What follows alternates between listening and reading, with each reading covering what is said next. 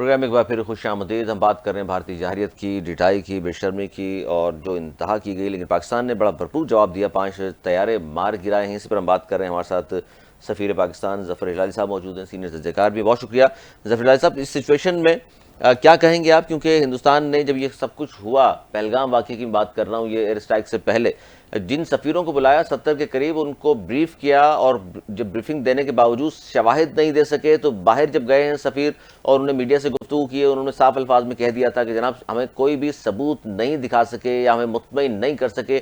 اور اس کے بعد پھر اس قسم کا واقعہ ہونا پاکستان کی جانب، پاکستان کے مختلف شہروں پر ایئر اسٹرائک کی گئی اور 26 پاکستانی شہری جو ہیں وہ شہید ہوئے ہیں.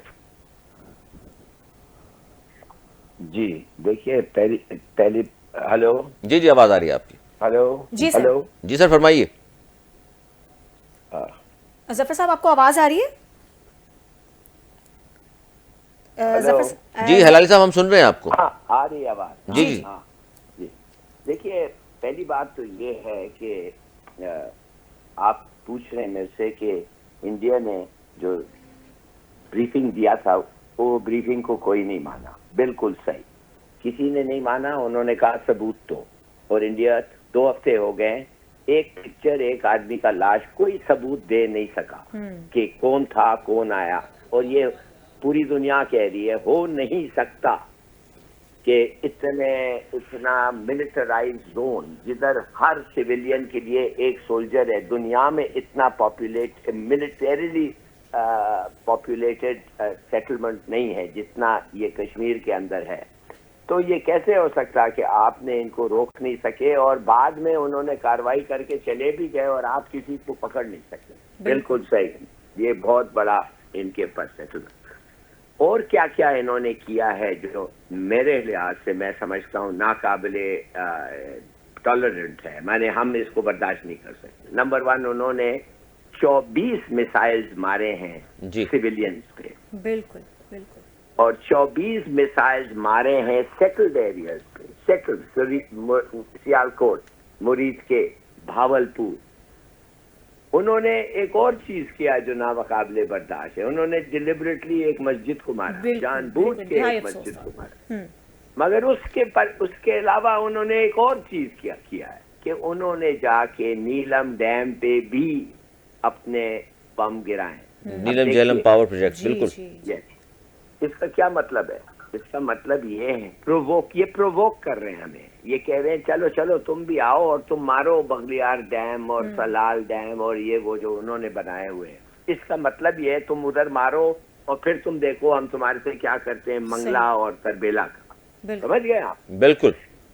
تو دیکھیے یہ حرکتیں یہ انڈیا کر رہا ہے، اور ان کے جو ساتھی ہیں امریکہ اور اسرائیل کو خیر چھوڑیں، امریکہ ان کو کچھ نہیں کر رہا ہے، ان کو روک نہیں رہا. بلکہ سر لیکن بیان تو ٹرمپ صاحب نے دیا کہ جی بڑا شرمناک ہے یہ حملہ. نہیں، شرمناک حملہ نہیں ہے. وہ ایسے نہیں کہا. انہوں نے کہا، کسی نے اس کو کہا پاکستان انڈیا کی جنگ چھڑ گئی ہے، تو اس نے کہا واٹ اے شیم.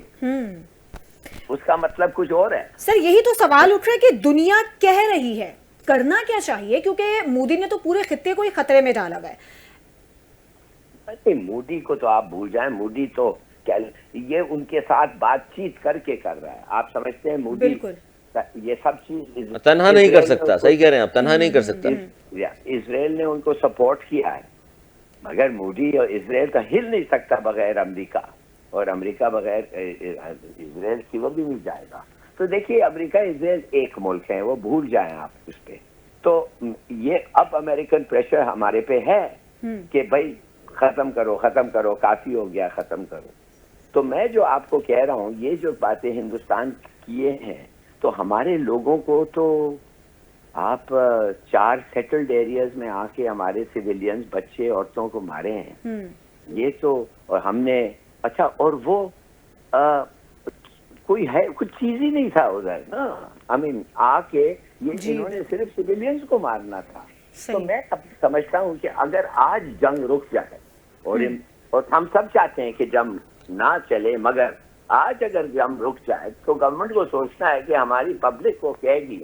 انڈیا تو شور مچائے گا کہ ہم نے ہر چیز کر دیا جو ہمیں کرنا تھا، مگر اور ہاں یہ نہیں کہہ سکے گا کہ ان کے پانچ جہاز یا 7 جہاز یا پتہ نہیں کتنے، پہلے تو 7 تھے، پھر کسی نے کہا 5، پھر وہ بھی نکل گیا۔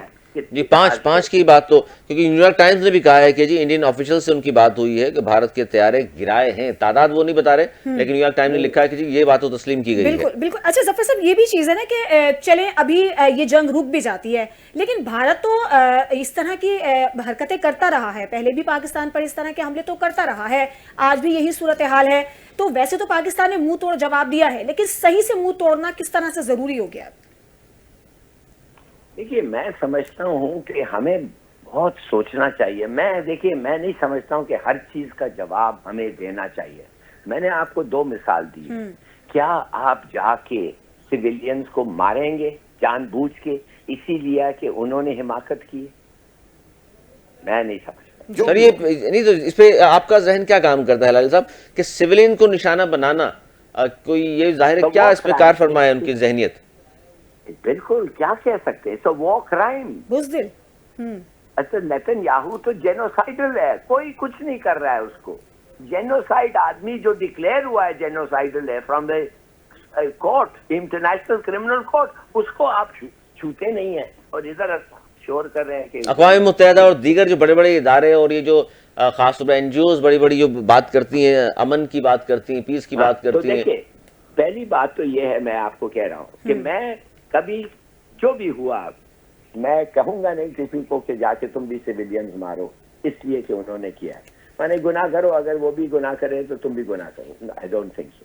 دوسری بات دیکھیے، مسجد کو جان بوجھ کے یہ مسجد کو مارے ہیں جی مرید کے میں، یہ کوئی بکواس ہے کہ ادھر وہ جیسے یہ اور لشکر اور برابر میں ہاسپٹل بھی تھا، اور ہاسپٹل بھی ہے، ایبسولوٹلی یہ جان بوجھ کے انہوں نے کیا ہے۔ بالکل۔ اور ان کو بیکاز دے آر ان ہیومن، یہ جانور چیز ہے، یہ ہندو یہ مودی جو ہے از اے ہوموسائیڈل مینیاک۔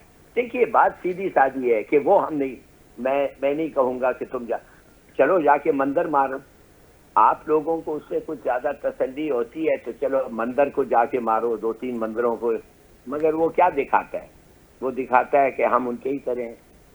تو میں یہ کہہ رہا ہوں کہ اگر آپ یہ چیزوں کے لیے ٹھہر رہے ہیں، آپ مانے کہ اگر آپ جنگ لڑنا چاہتے ہیں اس لیے کہ ان کے زیادہ سویلینز کو آپ مارنا چاہتے ہیں یا ان کے مندر کو مارنا چاہتے ہیں، میرا خیال میں آئی ڈونٹ نو، میں سمجھتا ہوں کہ یہ پبلک کو سوچنا چاہیے۔ نہیں، اس پہ تو ظاہر ہے پاکستان میں تو اب میرے خیال کو 70-80% تو لوگ ہیں جو چاہتے ہیں کہ جنگ نہ ہو، لیکن ہمارے ظاہر امن کی خواہش کو کمزوری بھی نہ سمجھا جائے۔ لیکن یہ معاملہ سارا سر آگے جا کے کہاں رکے گا، کیا لگتا ہے آپ کو؟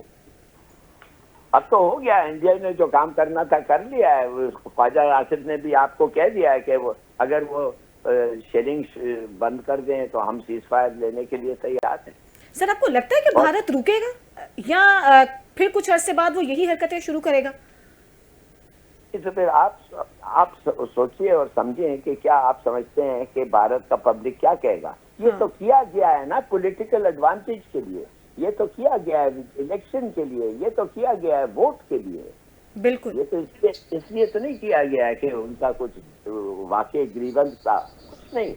یہ تو مودی نے 2 دفعے پہلے بھی کر چکا ہے، پلوامہ اور یہ وہ، اس سے پہلے مختلف واقعات ہو چکے ہیں اور سیاسی فائدہ شاید اٹھانے کے لیے کیا۔ بہت شکریہ ظفر ہلالی صاحب، سابق سفیر ہمارے ساتھ، اور ہم یہی بات کر رہے ہیں شمائلہ کہ پاکستان کے 6 مختلف مقامات پر جو اسٹرائک کی گئی، اس میں 26 افراد شہید ہوئے ہیں، 46 زخمی بچے بھی شامل ہیں۔ پاکستان نے جو جوابی منہ توڑ جو جواب دیا ہے حق کے دفاع میں، 5 بھارتی طیارے مار گرائے، اور ابھی تک پاکستان اخلاقی طور پر دیکھیں تو برتری پر ہے، کیونکہ انہوں نے ہمارے سویلینز کو نشانہ بنایا، ہماری مسجد کو نشانہ بنایا، لیکن ہم نے اس کے باوجود ان کی سویلین آبادی کو نشانہ نہیں بنایا، لیکن منہ توڑ جواب ہم نے ضرور دیا ہے۔ لیکن ابھی یہ سلسلہ یہاں پر رکا نہیں ہے، بدلہ ہم ضرور لیں گے۔ آج کے پروگرام سے ہمیں اجازت دیجیے، بہت شکریہ، اللہ حافظ۔